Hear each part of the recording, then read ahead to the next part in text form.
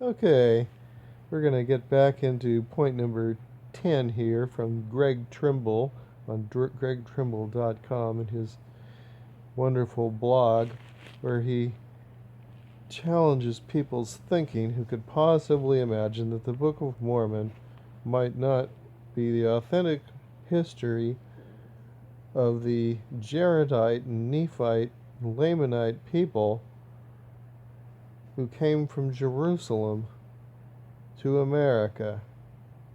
So we've gone through the first 9, and we on the 10th one, they're all based on ridiculous false premise where you have to be like a mental midget to even consider these as like some kind of reasonable argument. And amazingly, the church has used them. Prove how Joseph Smith made the Book of Mormon. If you can't do that, it must be true. Oh, okay. You gotta be kidding me. So anyway, number 10 was, I'll reread it. How could the Book of Mormon never contradict itself while being an extremely complex book? So by the way, it says after all these years, someone would have found something, but no. Okay, we just destroyed that in the closing seconds of episode 1 on first look at this complete. I don't know. Try not to use bad language. It's just amazing. They all seem to be based on Nibley's pamphlet, The Challenge. You know, he said to this some uneducated boy published a Book of Mormon, and it's got all these unique characteristics, and that proves it's true. Yeah, that proves that these people came over from Jerusalem. So yeah, we started off with the knockout punch there in the with the Ether chapter 3, which is supposed to be said at the time of the Tower of Babel, and Jesus appears to the brother of Jared, whose name we later learned by a patriarchal blessing revealing that it's Mahonri Morian Kumer. Yeah, and so Jesus appears to him. First he shows him his finger accidentally and doesn't realize it since he's not the all-knowing God, and he wonders why Brother Jared freaked out when he saw his finger. So, because he's not the unknowing God, so he has to ask, and Brother Jared tells him he was freaking out because he thought he would smite him, because he apparently doesn't think he's that loving and understanding of a God that he would smite anyone if they happened to see his finger. Then he asks if you saw more than this, and you can read it. It's in chapter 3. So anyway, they've already, Brother Jared's already had some talks with the Lord, and so he decides to build the wonderful, amazing, scientifically amazing barges that are light as a dish, but somehow they stay underwater because of the waves that crash upon them in the ocean. What are they, like going over a reef to make the waves break? Apparently Joseph Smith didn't surf.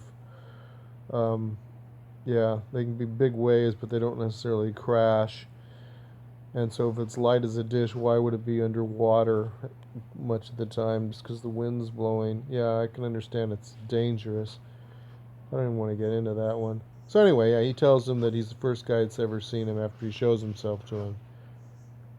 First person to ever have enough faith.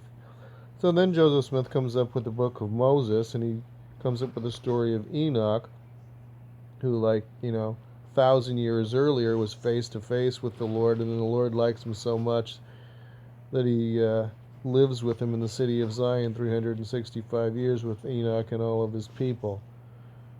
Okay. And then for some reason, did I mention that Enoch moved mountains and rivers because his faith was so incredible? But apparently that's not enough faith to see the Lord, and even though he talks with him face to face and says, as a man talketh with another face to face, like Moses chapter 7 verse 4, is it?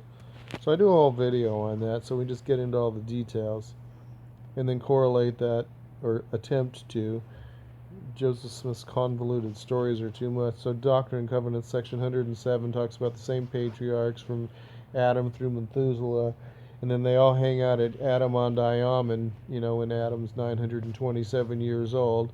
So what, about 800 years before this brother of Jared scene?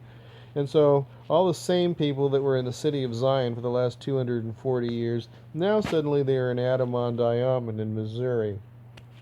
And Jesus appears to them, which is for some reason a big deal after he's been living with all the same people for the last 240 years. Because that's, all the righteous descendants of Adam were at this marvelous gathering at Adam-on-Diamond, which would be the same people that would be in the city of Zion, because it was the most righteous people, which is also amazing. Because the city is translated, it says there, when it's 430, it says translated in Doctrine and Covenants 107. Verse 54, it says that Jesus came and visited them. The Lord appeared to them. Okay. So he publishes this after he's published the Book of Mormon, in which he's already declared that no one's ever seen him before 2200 BC. At the time of the Tower of Babel, it says. So this is, So this Adam-on-Diamond and Zion business, face to face with the Lord, hangs out with them, and Book of Mormon says it never happened.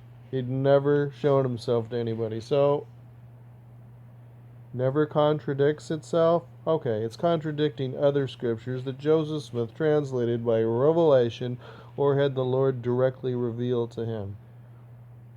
And it does contradict itself. And of course, LDS.org is not going to highlight that for us. We can go searching.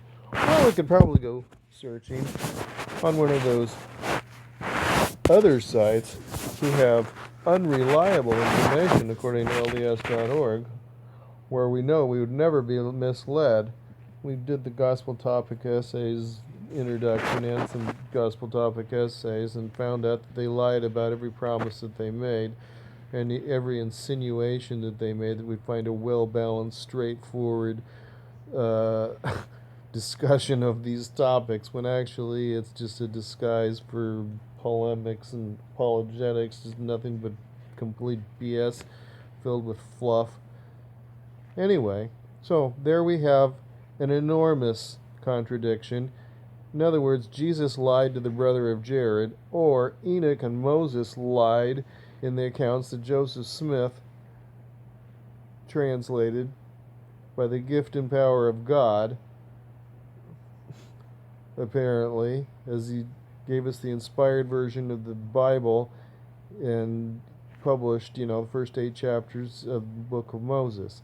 And Jesus obviously lied to him in Doctrine and Covenants 107, where he talks about the Adam-on-Diamond visit of Jesus.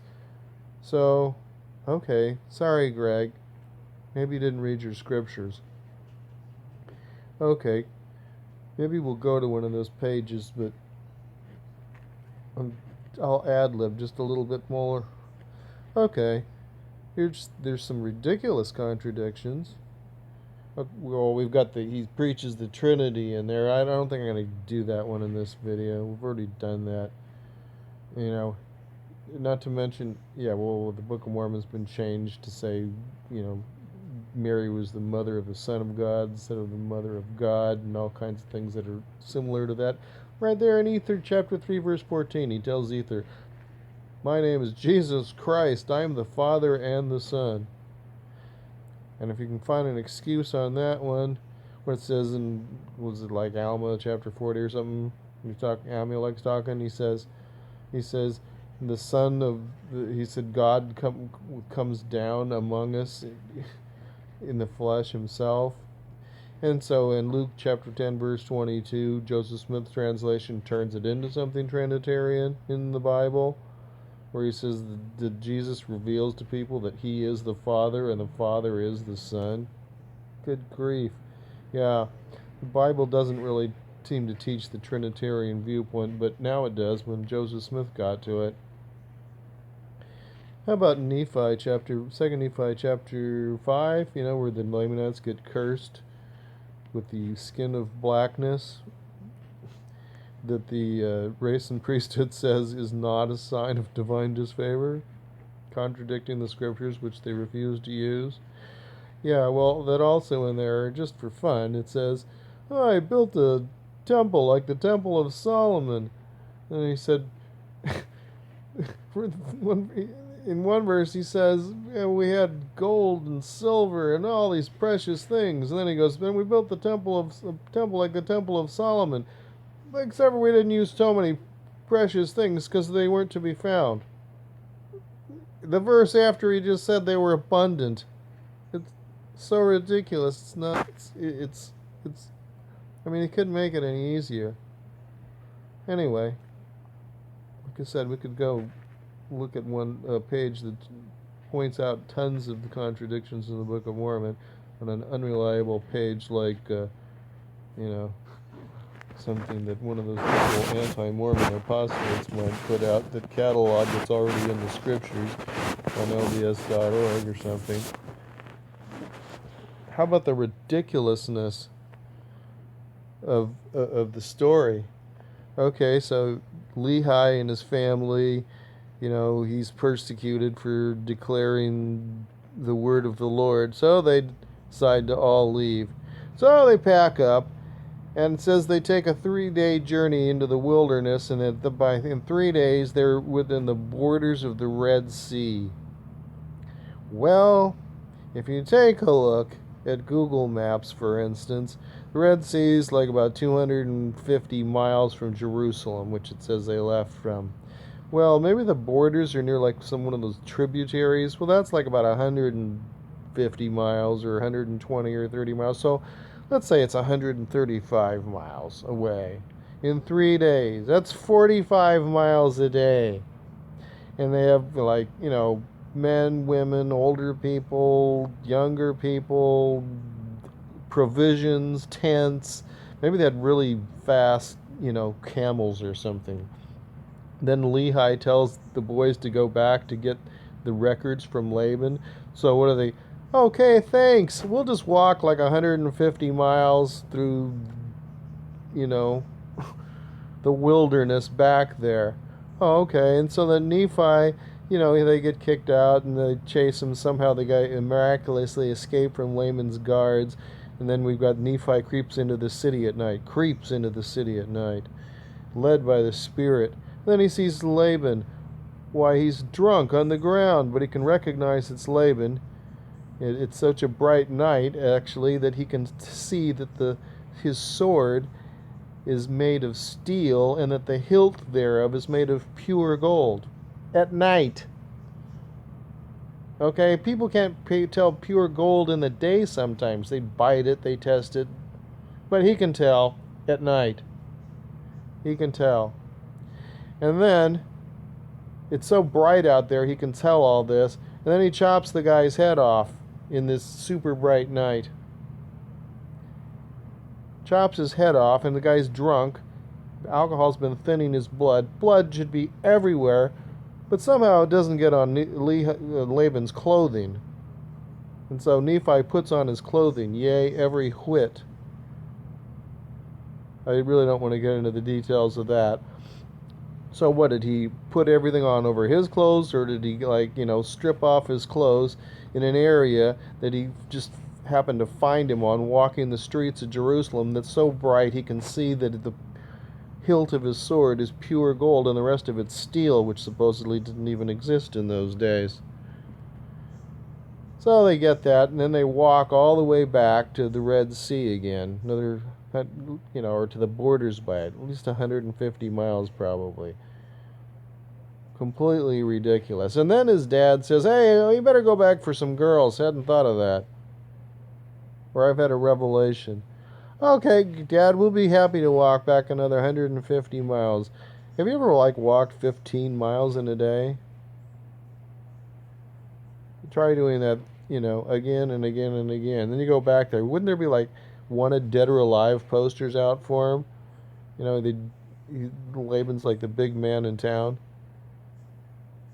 And he's missing with his head chopped off. Right, and the scriptures are missing. These guys kidnapped his servant. I mean, sure. Oh, it makes so much sense.